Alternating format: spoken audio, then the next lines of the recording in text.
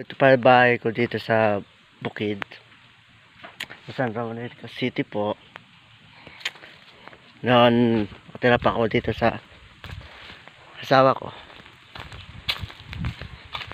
Magkadi ba? Ha.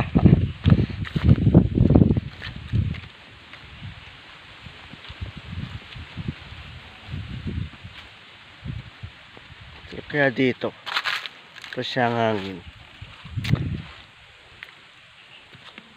Sarap po. Bahay ko dati.